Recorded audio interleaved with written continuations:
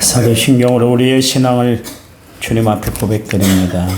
나는 전능하신 아버지 하나님 천지의 창조주를 믿습니다. 나는 그의 유일하신 아들 우리 주 예수 그리스도를 믿습니다. 그는 성령으로 잉태되어 동정녀 마리아에게서 나시고 본디오 빌라도에게 고난을 받아 십자가에 못 박혀 죽으시고 장사된 지 사흘 만에 죽은 자 가운데서 다시 살아나셨으며 하늘에 오르셔 전능하신 아버지 하나님 우편에 앉아 계시다가 거기로부터 살아있는 자와 죽은 자를 심판하러 오십니다. 나는 성령을 믿으며 거룩한 공교회와 성도의 교제와 죄를 용서하는 것과 몸의 부활과 영생을 믿습니다. 아멘. 찬송가 408장입니다. 408장.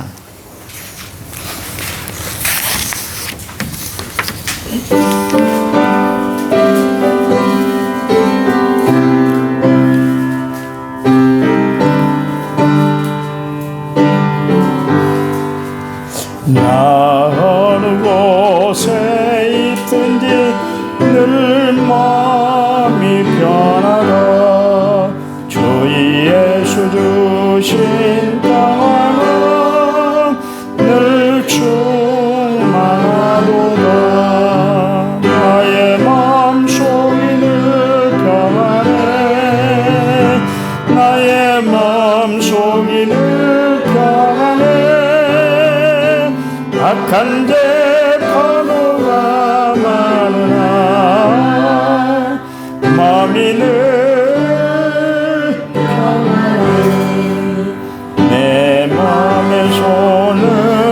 생수 한없이 흐르니 목마른 낯이 없으며 늘 평안하도다.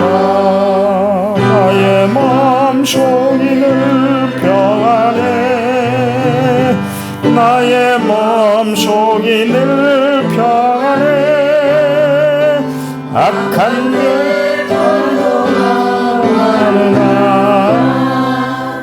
마음이 늘 평안해.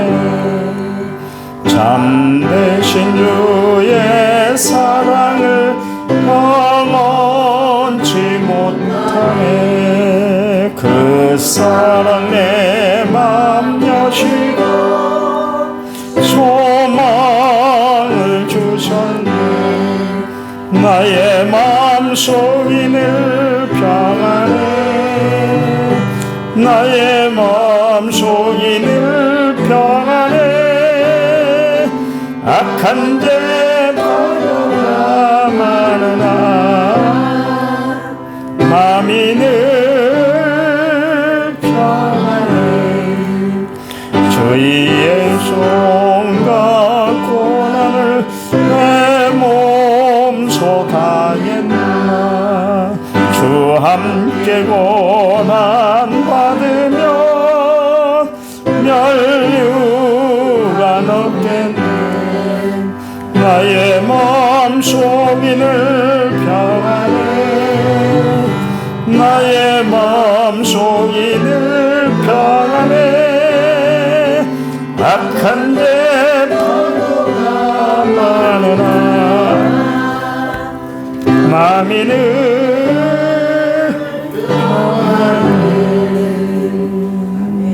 아멘. 성경 말씀 보겠습니다. 베드로전서 5장 7절. 베드로전서 5장 7절 382페이지. 베드로전서 5장 7절 382페이지에 있습니다. 우리 같이 읽겠습니다. 너희 염려를 다 주께 맡기라. 이는 그가 너희를 돌보심이라. 아멘. 찬양 부릅니다. 너 어디 가든지.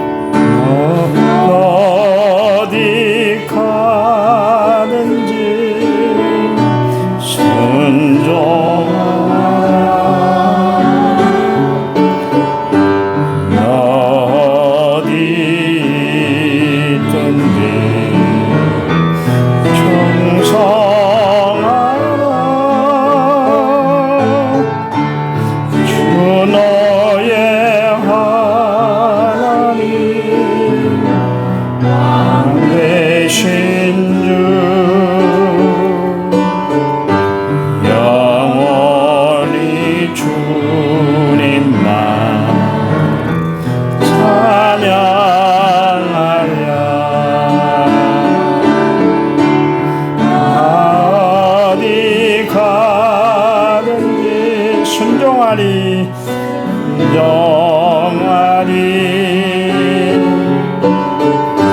나 어디 있든지 충성하리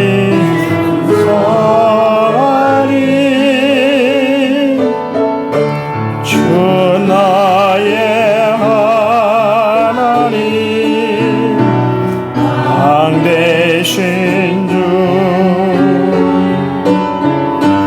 영원히 주님만 찬양하리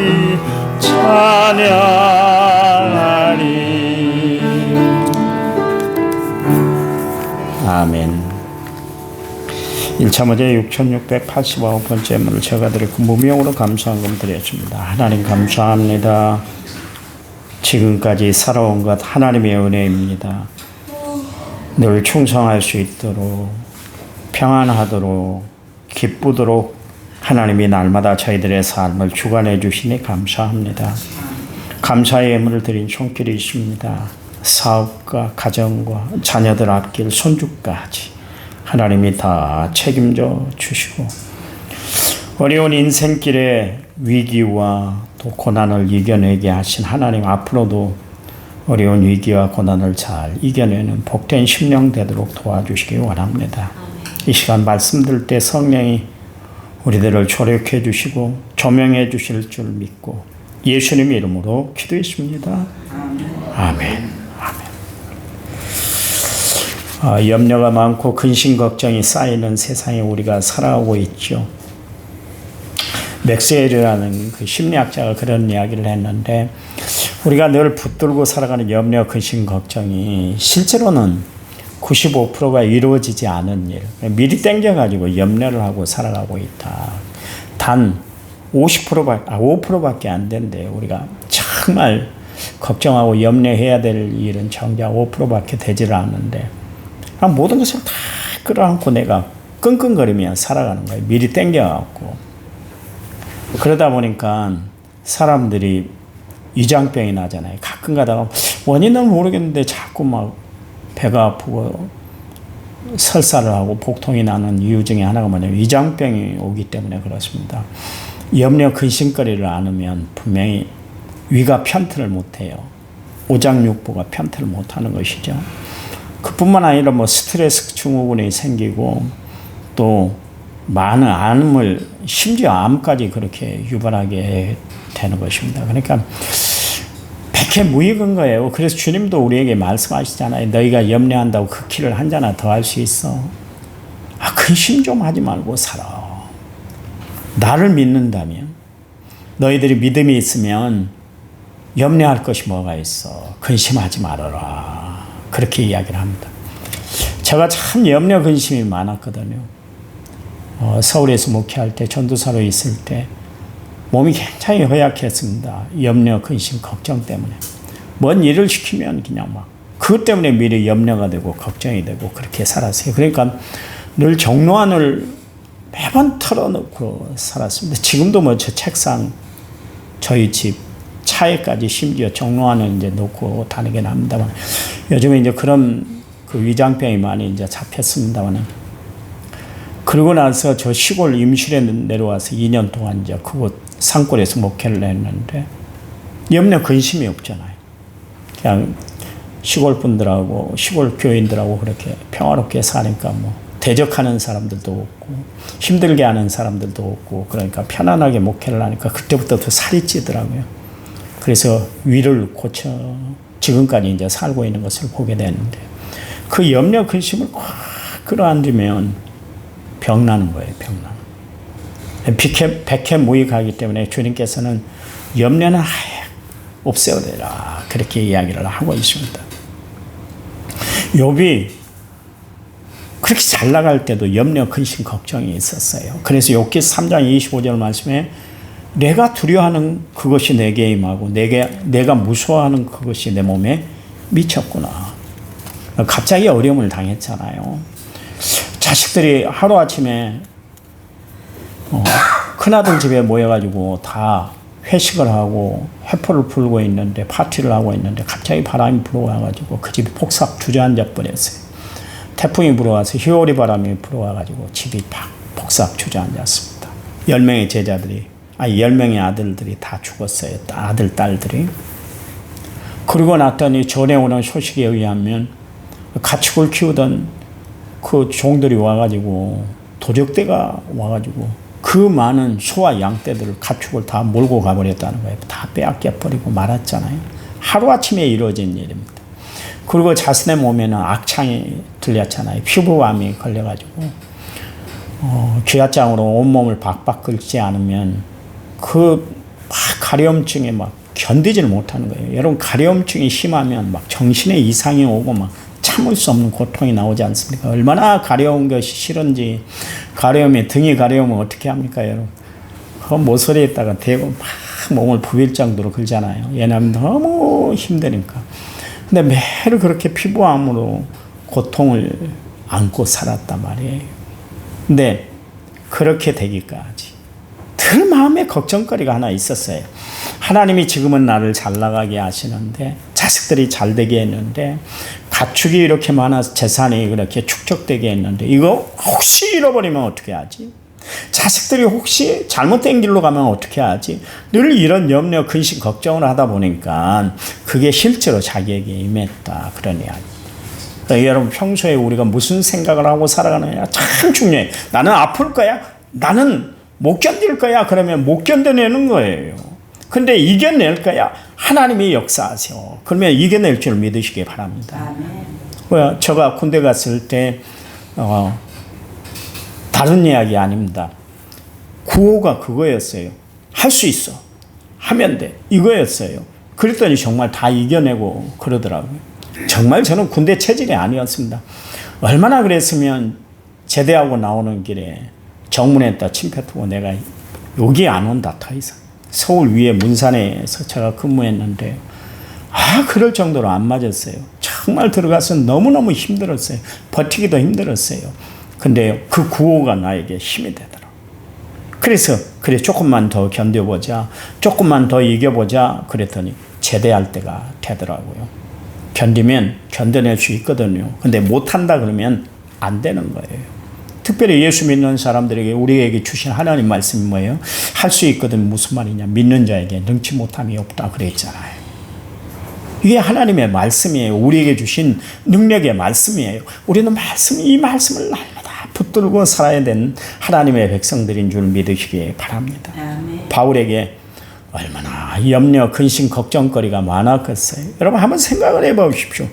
바울이 주의 일들을 감당해 나가는데 바울을 돕는 브리스길라와 아굴라가 있었지만 주변에 바울을 못 살게 굴고 힘들게 만든 유대인들이 얼마나 많았고 반대하는 사람들, 반대 세력들이 얼마나 많았습니까? 그러니 오늘은 복음을 전하다가 내가 어떤 일을 당할까? 오늘은 무슨 일이 일어날까? 얼마나 염려거리가 됐겠어요. 그런데도 불구하고 바울이 그 모든 일들을 잘 감당해낼 수 있었던 것은 뭐냐면 그가 십자가를 붙들었다는 것이죠. 하나님의 말씀을 자신의 몸에 붙들어 매었다. 그런 이야기입니다. 그랬더니 십자가가 이기게 하고 하나님의 말씀이 감당하게 하더라. 그런 이야기입니다. 그 바울이 이야기하잖아요. 내게 능력 주신 자 안에서 나는 모든 것을 할 수 있어요. 그 고백이 바울의 고백 아닙니까? 여러분, 우리가 바울보다 더 못한 처지에 있습니까? 아니잖아요. 바울은 육체의 가시가 있었던 사람이었습니다. 또 말주변이 없는 사람이었어요. 교만기가 찰찰 흐르던 사람이었어요. 그런데도 불구하고 하나님 바울을 끝까지 사용했는데 보세요. 바울의 믿음, 하나님의 능력 주시면 모든 것을 할 수 있다는 그 믿음 때문에 그는 어려운 역경, 환난, 시련 가운데서도 정말 모든 일들을 주의 은혜 안에서 잘 감당해 나갔던 것을 알 수가 있습니다.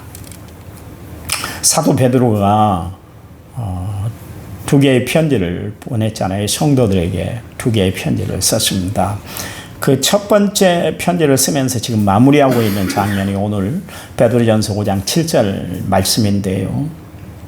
오랫동안 헤어져야 할 사람들이라면 가장 당부하고 싶은, 가장 얘기하고 싶은 말을 마지막에 하는 거 아니겠습니까? 그 말씀이 바로 오늘 본문의 말씀이에요. 당시 성도들은 시시각각 다가오는 여러 가지 환난, 역경, 시련이 참 많았거든요. 그 당시는 예수 믿는 자유가 주어지질 않았어요. 예수 믿는 것 때문에 오는 특혜도 없었습니다. 특별히 베드로에게는 어땠습니까? 모든 것을 다 버리고 예수님을 따랐지 않습니까? 부양하던 가족도 있었고 돌봐야 할 식구들이 있었음에도 불구하고 그 모든 것을 다 포기하고 예수님을 따르는데 베드로라고 마음 편할 일이 어디 있겠어요?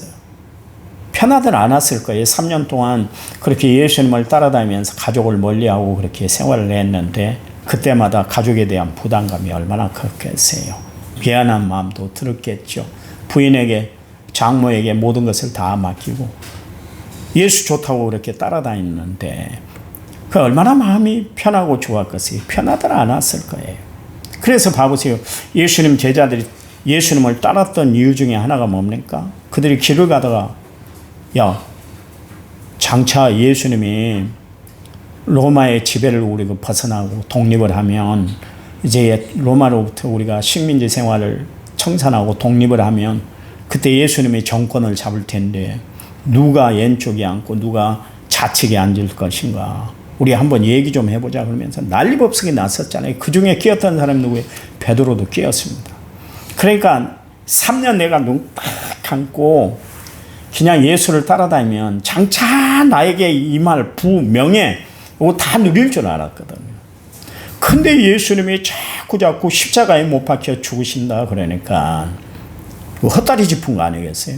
그러니까 염려가 안 되겠어요. 여러분이라면 어떻게 하겠어요? 3년 동안 따라다니는데 아무 결과물이 없는 것 같이 보인다 할 것 같으면 그거 좋아라고 받아들일 사람이 어디 있겠어요? 그렇잖아요. 베드로는 염려, 근심이 참 많았거든요. 근데 예수님이 십자가에 못 박혀 죽으시고 3일 만에 다시 부활한 사건이 베드로에게는 그래, 하나님의 말씀이 진리구나. 이분이 진정한 메시아였구나. 그걸 깨닫게 되잖아요. 마가의 다락방에 들어가서 성령을 충만히 받고 나니까 그제서야 영안이 열려서 하나님의 세계를 바라보게 된 거예요. 그러니까 흔들림이 없었잖아요. 가족 부양하는 것 하나님이 다 책임져 주실 거야.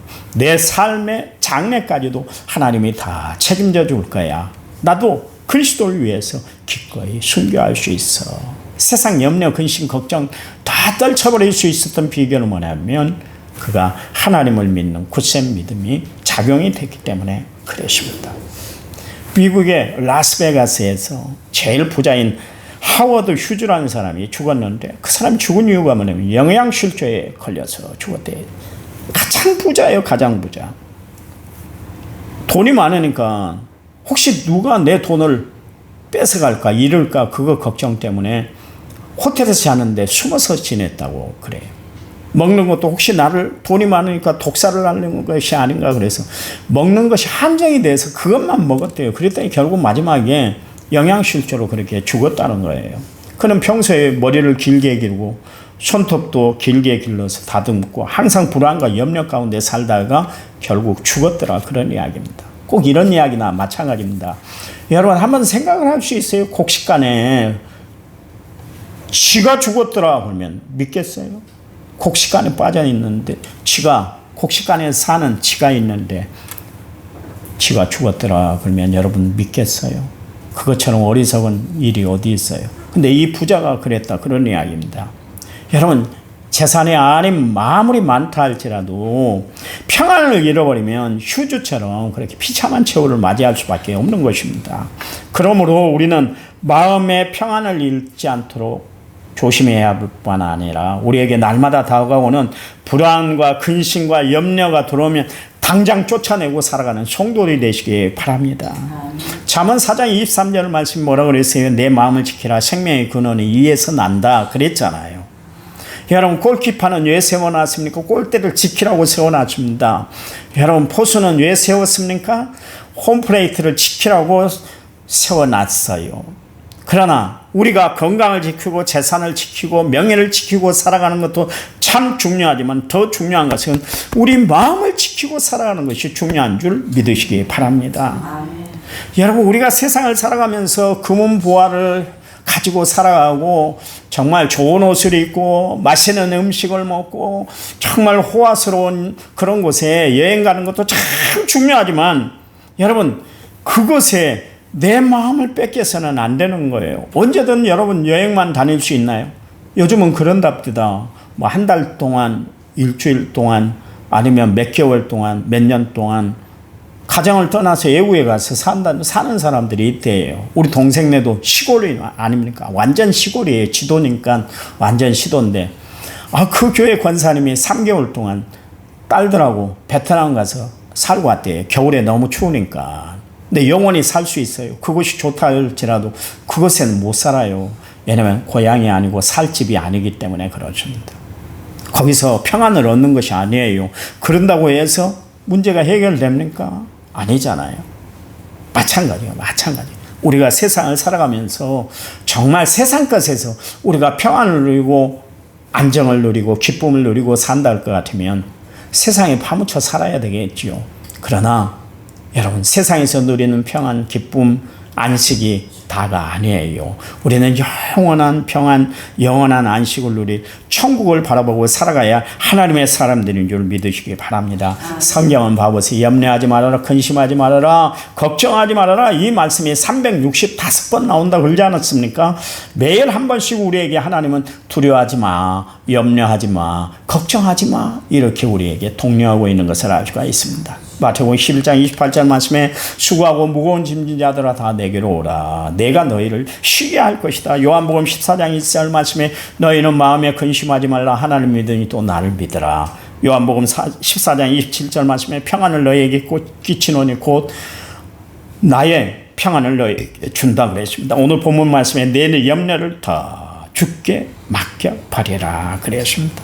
여러분 그래요.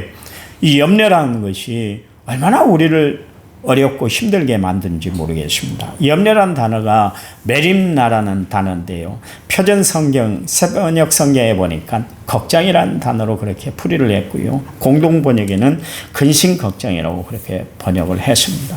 염려는 뭡니까? 두려울 정도로 두려움이 생길 정도로 걱정하고 근심하는 것, 그것이 염려다 그런 이야기입니다. 여러분 우리가 세상을 살아가면서 당연히 염려, 근심, 걱정이 생기는 건 당연하잖아요. 그렇잖아요.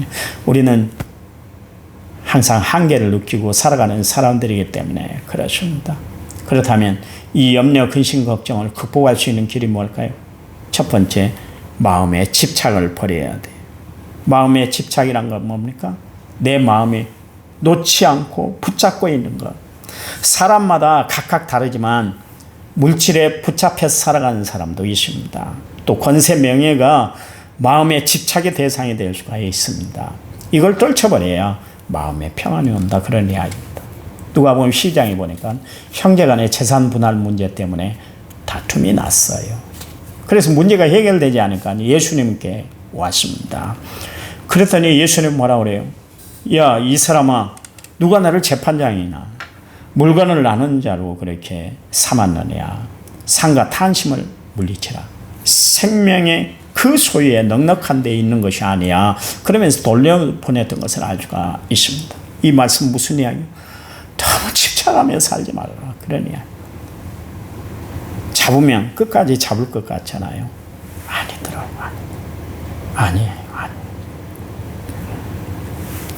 여러분, 사람이 살아가는데 참 평안이 필요하지만 참 평안은 소유의 넉넉함에서 오는 것이 아니에요. 욥기서를 보세요. 욥기서 22장 24절 25절 말씀에 내 보화를 티끌로 여기고 오빌의 금을 계곡의 돌로 여기라. 그리하면 전능자가 내 보화가 되시고 내게 고귀한 은이 되신다. 그러십니다. 그러면 시편 119편 56절 57절 말씀에 내 소유는 이것이니 곧 주의 법도들을 지킨 것이니라. 여호와는 나의 분기시니 나는 주의 말씀을 지키리이다 하였나이다. 그랬습니다. 어떤 면에서 우리는 정말 염려, 근심, 걱정을 떨쳐버리기 위해서 해야 할 일이 뭡니까? 내가 붙들고 있는 거 모든 것 내려놓는 것이에요. 그래서 주님이 우리에게 말씀하시잖아요. 나를 따르거든 자기를 부인하고 나를 내려놓고 그 다음에 제 십자가를 지고 나를 따라야 된다. 그렇게 말씀을 하고 계시잖아요. 그럼 목사님 세상 살아가면서 그 돈은 있어야 될 거 아니에요. 그래야 먹고 살고 그렇게 살 거 아니겠습니까? 자, 돈 벌지 말라는 이야기는 안 해요. 그 물질에 너무 마음이 가서는 안 된다. 하나님보다 더 우상시돼서는 안 된다. 그런 이야기입니다. 돈을 많이 버세요. 대신에 주를 위해서 그 돈을 사용하시기 바랍니다. 아멘. 하나님이 왜 여러분을 부욕해 하시려고 하세요? 왜 여러분에게 사업을 하게 하세요? 왜 여러분에게 직장을 주셨어요? 그 돈 벌어서 정말 가난한 이웃, 어려운 이웃들을 돌보는 일에 사용할, 보람있게 사용하라고 하나님이 여러분에게 부여를 허락해 주신 줄 믿으시기 바랍니다. 그러니 삶의 목표, 가치관이 좀 변했으면 좋겠어요. 변했으면. 교인들을 보면 가슴이 아픈 그런 부분들이 있어요. 살아가는데 얼마나 힘들겠어요. 그렇잖아요. 근데 최선을 다해서 살아가는 성도들이 있어요. 헌금을 드려도 그냥 드리는 것이 아니라 몸과 마음을 다해 드리는 성도들을 보면 고개가 숙여져요. 하나님이 얼마나 축복하실까 그 생각을 한번 해봅니다. 여러분, 그래 우리는 하나님께 붙들려 살아가는 사람, 세상 염려, 근심, 걱정을 다 떨쳐버리고 믿음 안에서 승리하며 살아가야 하나님의 사람들인 줄 믿으시기 바랍니다. 아멘. 하나님 감사합니다. 주를 의지합니다. 주를 바라봅니다. 하나님을 신뢰합니다. 끝까지 주의 도우심을 구하고 살아가는 저희를 되도록 축복해 주시옵소서. 아멘. 이제는 길이요 진리요 생명 되신 우리 주 예수 그리스도의 은혜와 하나님 아버지의 지극하신 사랑과 성령님 위로교통은혜 충만한 역사가 오늘 말씀을 받고 그 말씀대로 살기를 원하는 모든 성도들을 위해 이제부터 영원토록 함께 하시기를 간절히 축원하옵나이다. 아멘. 아멘. 합심해서 기도합니다.